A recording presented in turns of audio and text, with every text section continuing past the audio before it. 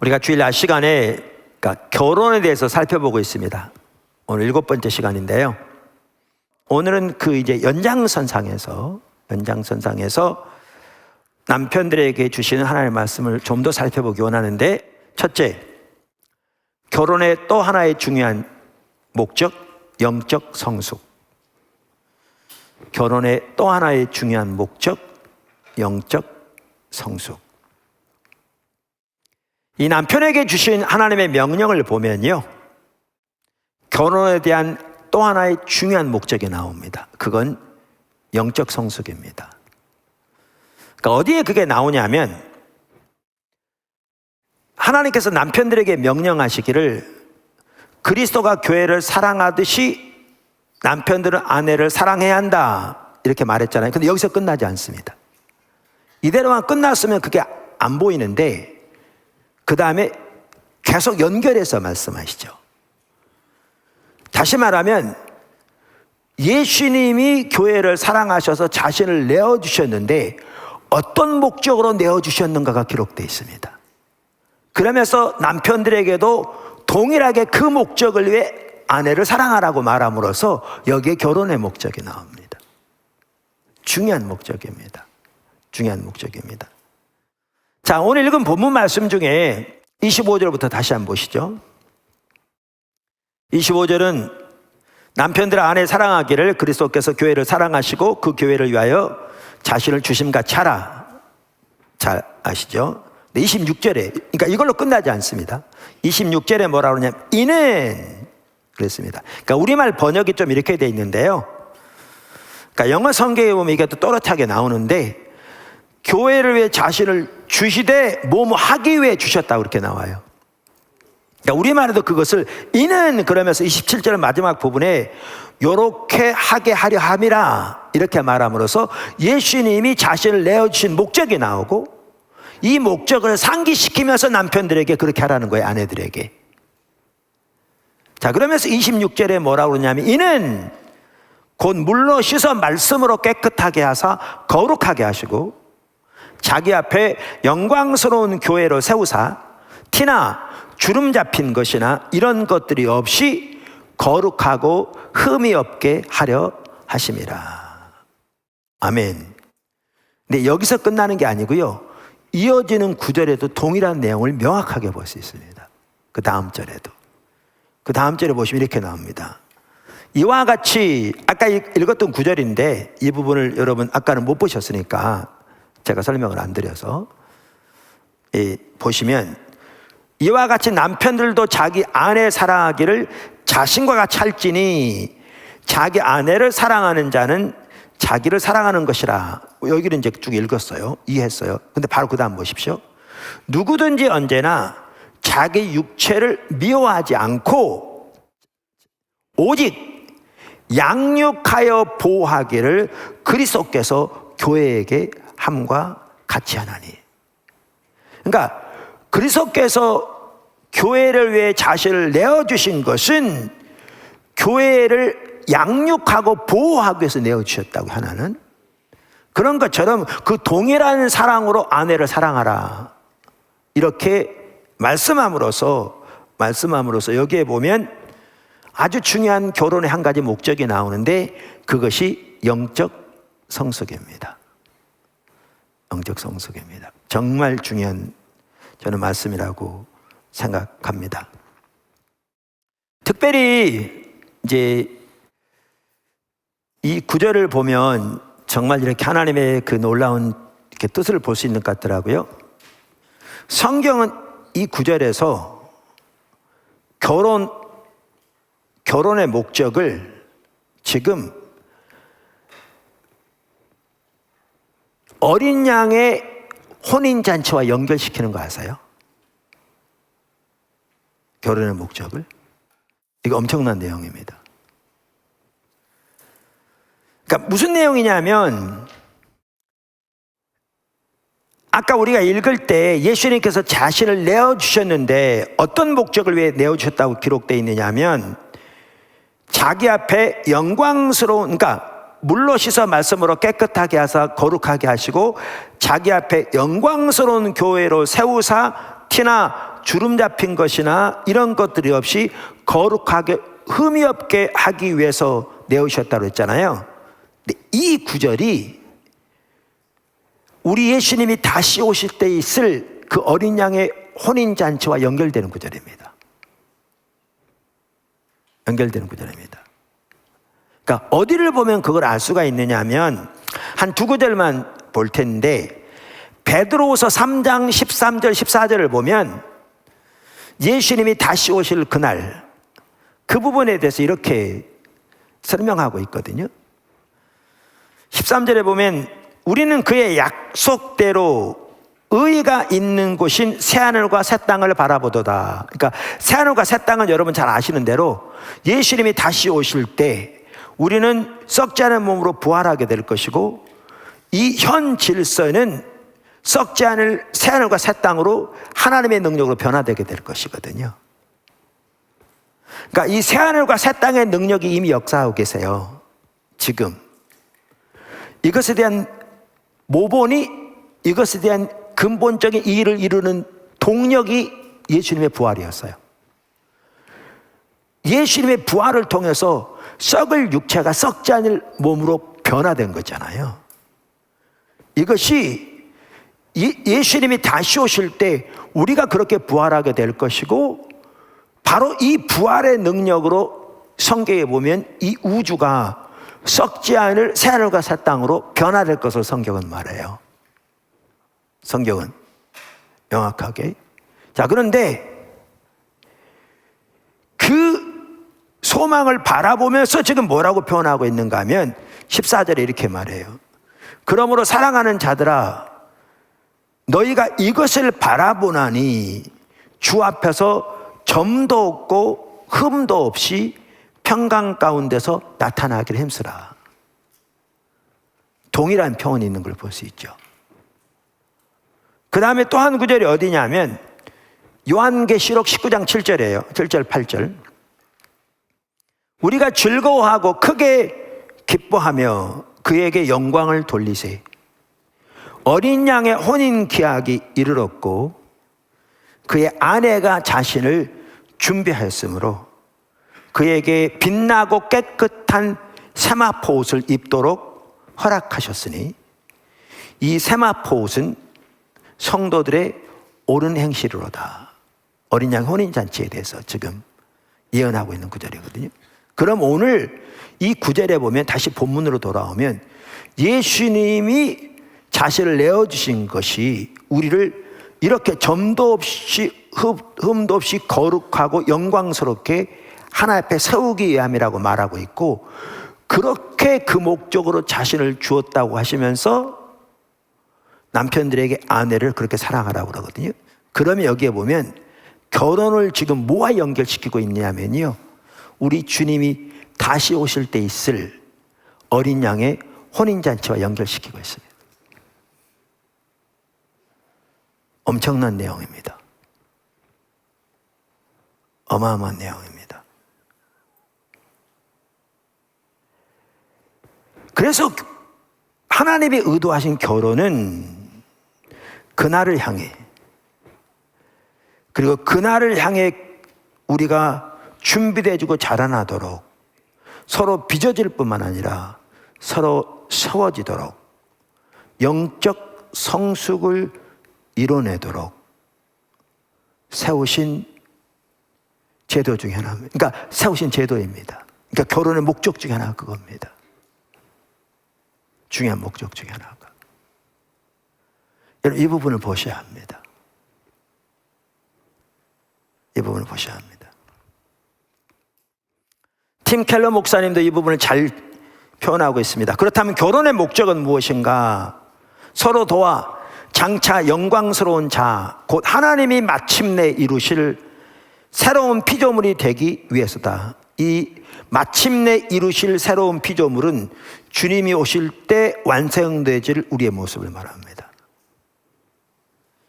남편과 아내가 함께 바라볼 목표는 하나님의 나라의 보좌, 그리고 장차 얻게 될 티도 흠도 없는 거룩한 인성이다. 이보다 더 강력한 공동의 목표가 또 있을까 싶다. 남편과 아내 사이에 존재하는 그리스도인으로서의 우정이 둘의 관계를 높은 수준으로 끌어올려주는 까닭이 여기에 있다. 그럼 이렇습니다. 하나님이 우리를 빚어가실 때 사용하시는 가장 주된 통로 두 가지가, 하나는 관계를 통해서 세우시고요, 빚어가시고, 하나는 환경을 통해서 빚어가세요. 그럼 이렇습니다. 환경에 역경이 왔다. 역경이 왔다. 가정에. 우리가 잘 아는 로마서 8장 29절에 이렇게 말하거든요. 우리가 알거니와 하나님을 사랑하는 자, 곧 그의 뜻대로 부르심을 입은 자들에게는 모든 것이 합력하여 선을 이루느니라. 이 구절 잘 알죠? 그러니까 하나님의 뜻대로 부르심을 받고 하나님을 사랑하는 자에게는 모든 것, 문자 그대로 모든 것입니다. Everything, 모든 것이 합력하여 선을 이룬다 그랬어요. 근데 우리는 여기까지만 다 많이 이해하는데 바로 다음 절을 보셔야 돼요. 다음 절을. 어떻게 선을 이루시는가? 그 다음 절. 하나님이 미리 아신 자들을 또한 그 아들의 형상을 본받게 하기 위하여 미리 정하셨으니 이는 그로 많은 형제 중에서 맏아들이 되게 하려 하심이니라. 그러면 어떻게 선을 이루시냐면 이 모든 것 통해 우리를 빚어가심으로 우리가 예수님의 형상대로 빚어지도록 합력하여 선을 이루신다는 겁니다.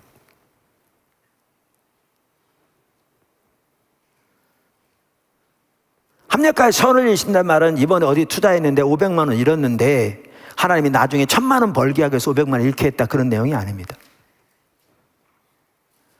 우리는 그 구절을 그렇게 갖다가 붙이는 경우가 있습니다.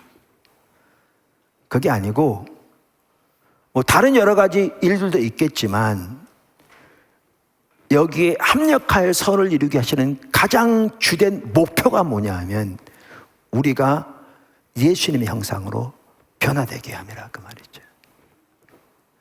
그러면 부부만 하더라도 관계든지 환경이든지 이 모든 것들을 통해서 이따도 나오겠지만 하나님을 구하는 가운데 그것이 가능하겠지만 이 모든 걸 통해 우리가 주님의 형상으로 빚어주고 다듬어져서 그날의 목표를 향해 자라날 수 있는,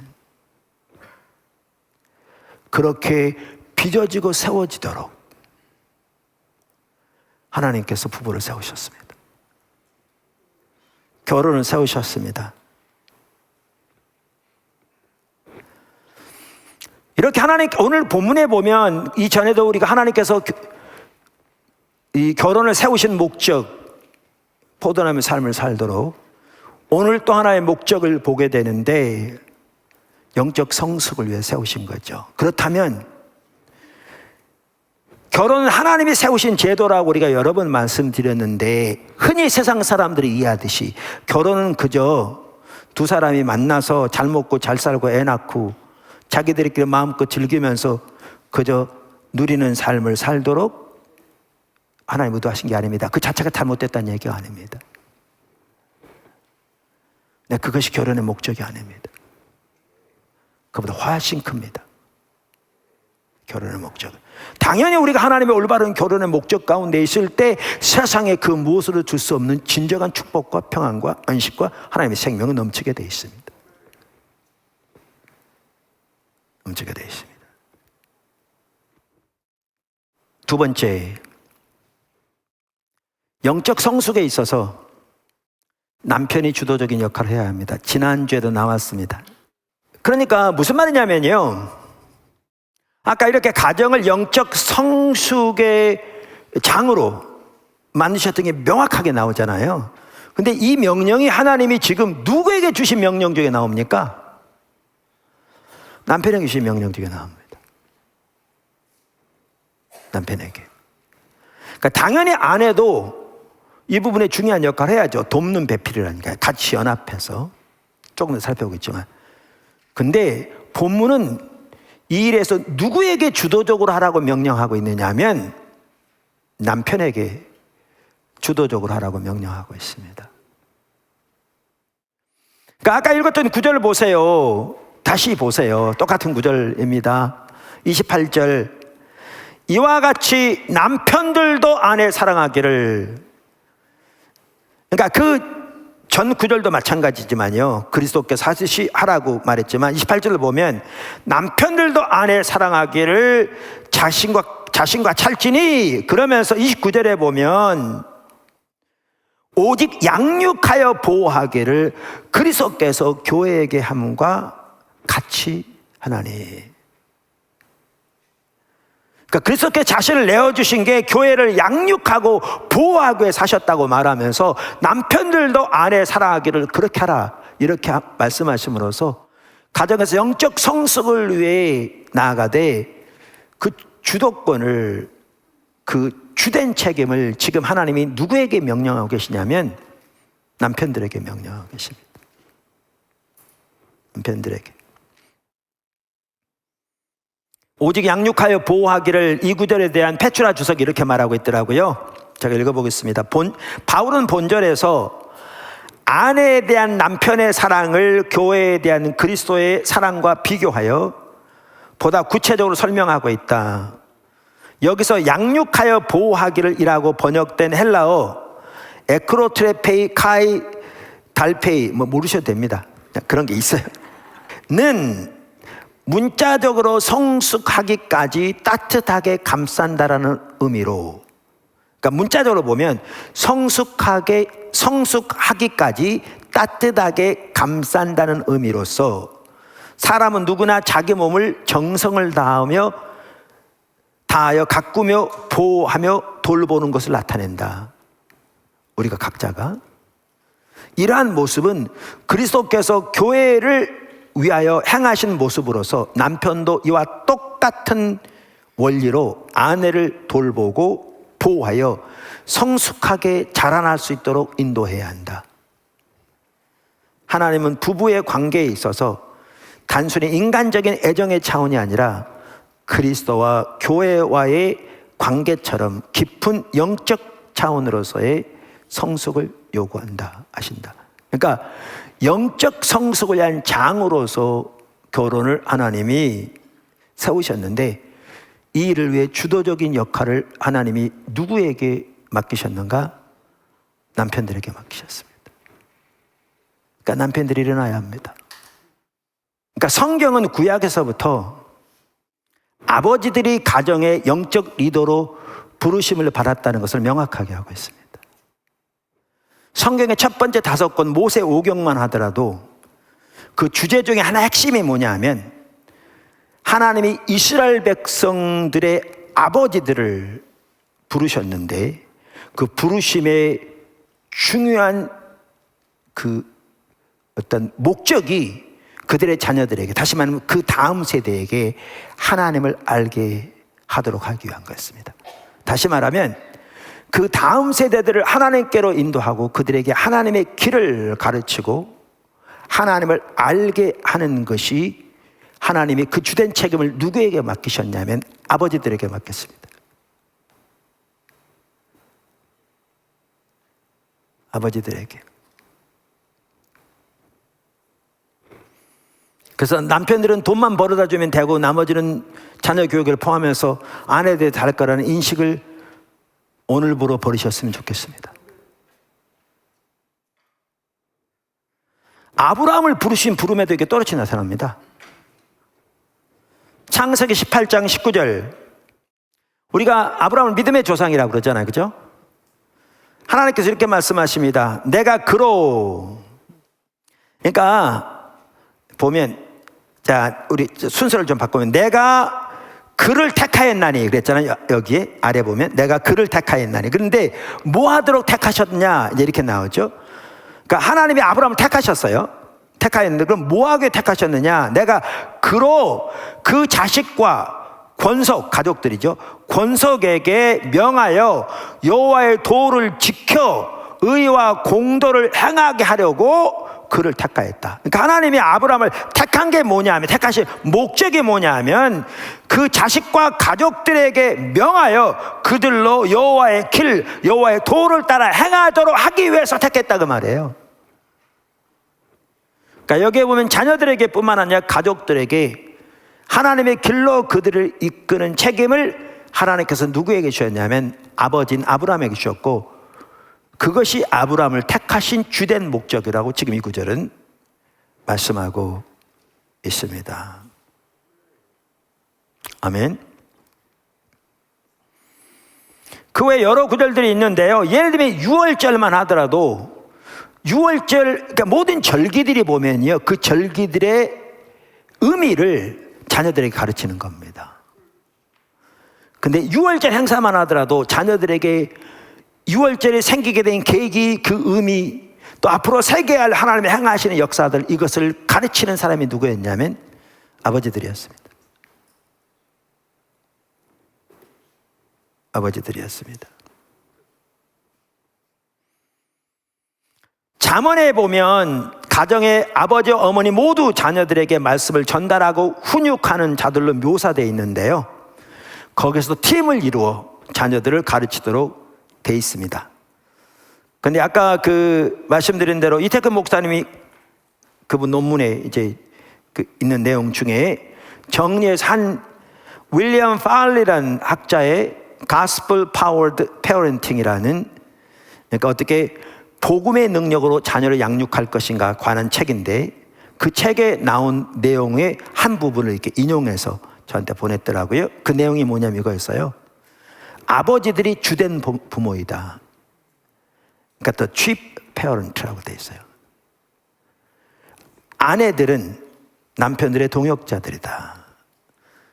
남편은 섬기는 리더들이 되어야 하며 아내들은 기쁨 가운데 남편의 리더십에 순종해야 한다. 무슨 말이냐면 자녀들을 양육하는 데 있어서도 아버지와 어머니가 다 협력해야 하되, 여기도 아버지들이 주된 역할을 해야 한다는 거죠. 하나님 창조의 그 질서대로. 그리고 어머니들은 돕는 배필로서 협력해서 하되, 앞장서서 누가 그들을 앞장서 섬겨야 되냐면 아버지들이 해야 한다는 거죠. 여러분, 신약 성경에도 많이 언급 안 돼 있는데요, 이 부분이 같은 맥락에서 흐르고 있는 걸 볼 수 있습니다. 예를 들면 바로 부부 사이에 이어서 이제 부모와 자녀 사이가 나오잖아요. 그러면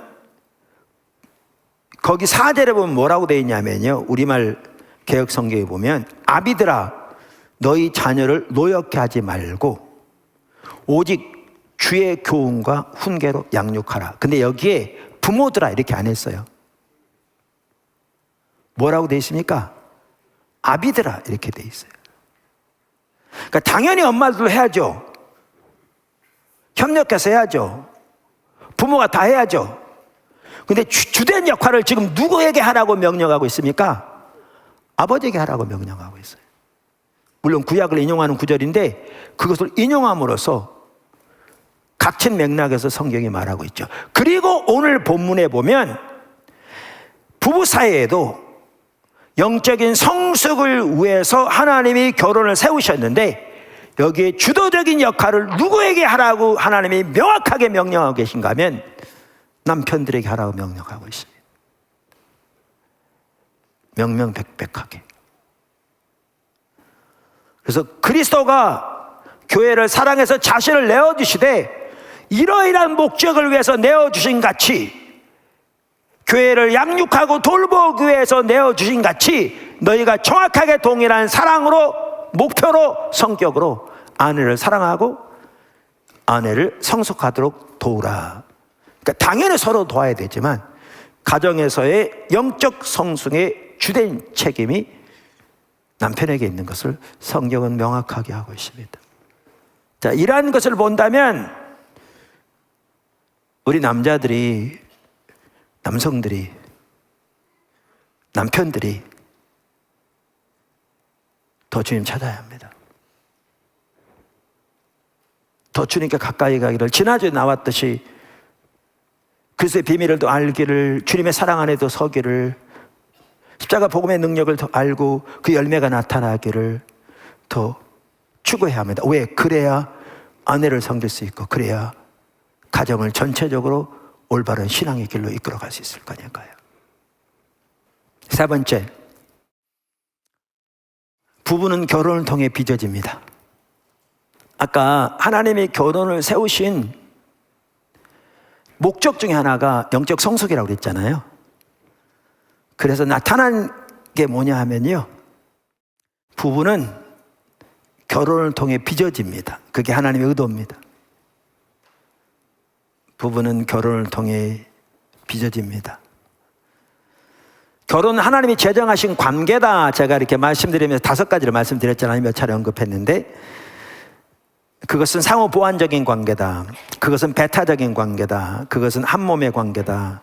그것은 자라나는 관계다. 그것은 존귀한 관계다. 그 의미들을 이미 살펴봤고요. 중요하기 때문에 요약해서 잘 이해하고 이렇게 늘 바라보고 나갔으면 좋겠다. 여러 번 설명드렸습니다. 이 중에 하나가 뭐냐 하면 결혼 관계는 자라나는 관계다 그랬는데, 이게 거기에 해당하는 부분이기도 합니다. 오랫동안 사귀어서 결혼했는데도요, 결혼하고 보면 전혀 딴 사람일 경우가 많거든요. 우리 다 그래요. 왜냐하면 돕는 배필이라는 말 자체가 막강한 힘을 가진 지원군이 돼 같지만 전혀 다른 사람이라고 그랬잖아요. 그러니까 남자와 여자가 근본적으로 다르게 창조됐을 뿐만 아니라 하나님이 창조하실 때부터 그 말 그대로 자라난 배경, 그 모든 과정에서 사물에 대한 인식, 판단, 관점, 그 배후에 있는 가치관 완전히 다릅니다. 어떤 부분은 성경 말씀에 틀린 거면 그거야 잘못된 거지만 옳고 그런 게 아니라 근본적으로 다른, 그게 이제 결혼입니다. 그래서 여기서 하나님께서 하시기 원하시는 한 핵심이 뭐냐면 빚어가시는 겁니다. 여기서 빚어집니다. 제가 80년 8월에 결혼해서 올해가 2021년이니까 꽤 됐죠. 그 사는 동안에 싸울 때도 있었고요. 그렇게 많은 것 같지는 않습니다만, 또 솔직히 아내가 싫은 마음이 들 때도 있었습니다. 역시 그런 마음이 많지는 않았지만. 그런데 제가 이렇게 돌이켜보면 한 가지 분명하게 말할 수 있는 건 있는 것 같습니다. 명확하게, 조금도 가감 없이. 그건 뭐냐 하면 제 아내가 아니었으면요, 저는 지금의 저는 안 됐을 겁니다. 그건 명확합니다. 결혼은 빚어져 가는 것입니다. 빚어져 가는 것입니다. 팀 켈러 목사님 부부 결혼을 말하다라는 책에 보면 이렇게 써 있더라고요. 팀의 삶에 캐시가 들어왔다. 캐시가 이제 그분 아내, 사모님 성함 같아요. 이제 그는 아내의 눈을 통해 자신의 정체성을 더 잘 알게 되었을 뿐 아니라 더 성장했다. 본연의 자신이 되어가고 있는 것이다. 이는 자신과 같으면서도 정반대인 사람과 날마다 가까이서 교제했기 때문에 가능했다. 물론 상대가 자신이 아니다 보니 고통도 따랐다. 남편도 아내도 그리스도께서 우리를 사랑하시듯 상대방을 희생적으로 사랑해야 하며 결점과 흠을 극복해 영광스럽고 아름다워지도록 상대를 도와야 한다. 이 모두는 먼 길을 가는 긴 여정을 통해서만 가능하다. 사람이 본연의 존재로 변화되는 일은 하루아침에 되지 않는다. 우리는 서로 다른 은사와 희생적 사랑으로 서로의 성장과 형통을 돕되 평생 지속되어야 한다. 여러분에게 맞는 완벽한 사람은 세상에 존재하지 않습니다. 하나님은 처음부터 다르게 창조하셨어요. 사실 둘이 합해질 때 시너지 효과가 큽니다. 그런데 그렇게 다르게 창조되고 자라난 사람이 모이기에 결혼이야말로 두 사람이 빚어질 수 있는 가장 완벽한 세팅입니다. 하나님이 영적 성숙을 위해 마련하신 완벽한 제도입니다. 자, 그러면 제가 좀 이제 팀 켈러 목사님 얘기를 좀 더 읽어볼 텐데요. 이 책의 메시지는 결혼이 복음의 신비를 드러낸다는 바로 그 사실에 출발한다. 결혼은 복음을 통해 심령이 속속들이 새로워지며 바닥을 헤매던 삶이 다시 일어서게 되는 주요한 수단이다. 할렐루야. 그러니까 철저하게 결혼이 복음의 토대 위에 되게 세워지게 될 때에 결혼은 복음을 통해 이렇게 심령들이 새로워지고 삶이 그리스도 안에 세워지는 중요한 수단이 되는 거죠. 뭐가? 결혼이 고통스러우면서도 멋진 까닭은 한없이 아픈 동시에 그것이 무한정 근사한 복음을 반영하고 있기 때문이다. 복음이란 이것이다. 우리는 스스로 생각하는 수준 이상으로 죄에 깊숙이 빠져 있으며 내면에 수없이 많은 흠을 간직하고 있다. 복음의 한 단면이 뭔지 아십니까? 죄의 타락, 그러니까 인간의 타락성입니다. 우리는 어느 학교를 나왔고, 아버지가 직업이 뭐고, 재산이 얼마나 많고, 이거하고는 상관없이 모든 인간은 우리가 생각하는 수준 훨씬 이상으로 죄에 깊숙이 빠져 있으며 우리 내면에 수없이 많은 흠과 상처를 가지고 있습니다. 그게 인간의 모습입니다. 그게 성경이 적나라하게 고소하고 있는 바입니다. 이것을 무시하면 복음의 능력을 아예 모릅니다. 이것을 무시하면 인간을 제대로 이해하지 못합니다. 이것을 무시하면 다음 날부터 여러분은 남편에서 아내에 대해서 절망할 겁니다. 자신은 전혀 보지 못하면서.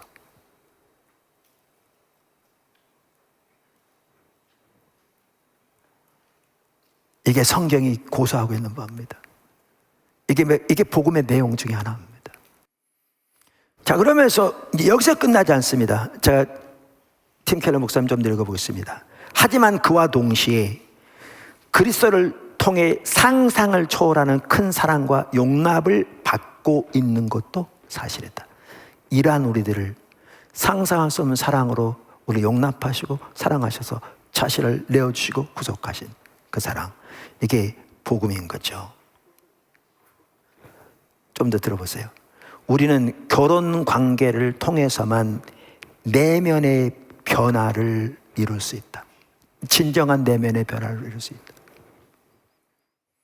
진리가 없는 사랑은 감상이다. 힘을 북돋우고 지지해 주지만 우리 안의 결점들은 부정하게 된다. 사랑이 빠진 진리는 가혹하다. 정확한 정보를 주기는 하지만 진심으로 귀를 기울일 수 있는 방법은 빠져 있다. 그리스도 안에서 구원을 베푸신 하나님의 사랑은 인간의 실상을 가감없이 드러내는 동시에 인류를 향한 철저하고도 무조건적인 헌신을 보여준다. 무슨 말이냐? 이러한 복음의 기초에서 상대방을 올바로 이해할 뿐만 아니라 그 복음을 우리 삶 속에 실현시켜서 그 사랑으로, 그리스도의 사랑을 우리가 인식하고 사랑으로 섬기는 통해서 서로가 변화돼서 내면의 진정한 변화부터 일어나게 되는 것이 결혼이라 그 말입니다. 복음이 구현되는 것. 그리고 그 복음이 구현되는 삶을 통해서 세상에 복음이 증거되는 것. 이게 하나님의 의도하신 결혼입니다.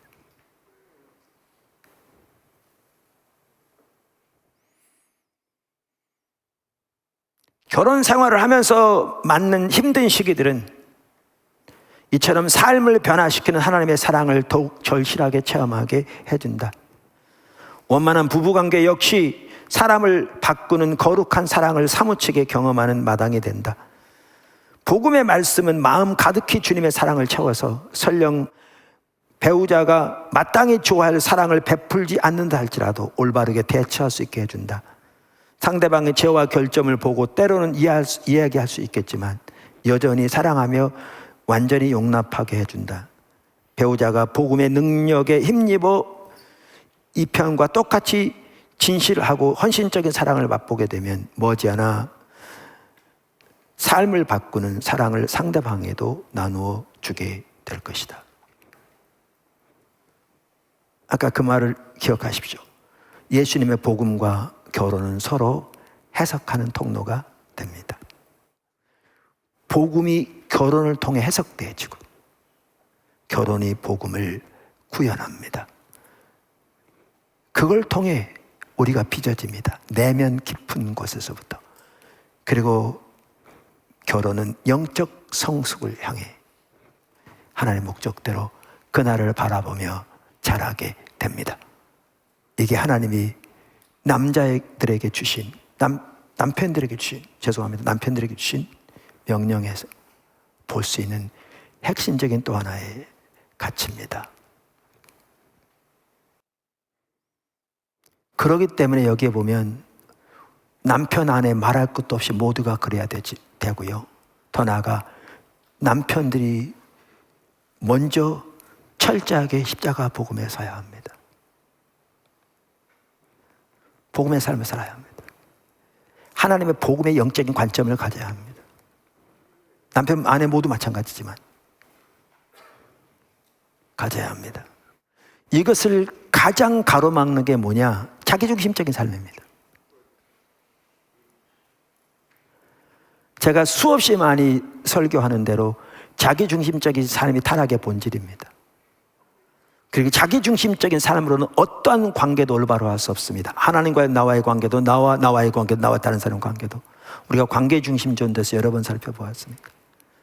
그래서 오스카 탐슨 박사만 하더라도 자기중심적인 삶을 특징을 나에게, 나를 위해, 그러니까 모든 게 그걸 위해 존재하는 거죠.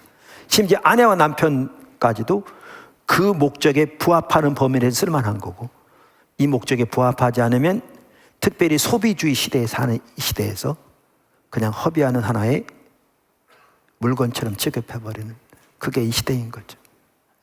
하나님이 가정을 세우시고 결혼을 세우신 중요한 목적들은 전혀 인식하지 못한 채 이렇게 돼버리는 거죠.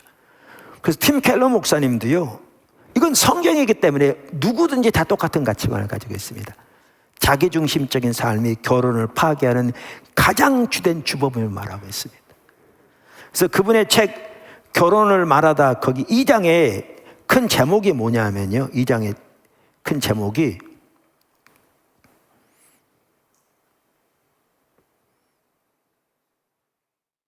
성령의 도우심으로 자기중심성과 맞서라, 이렇게.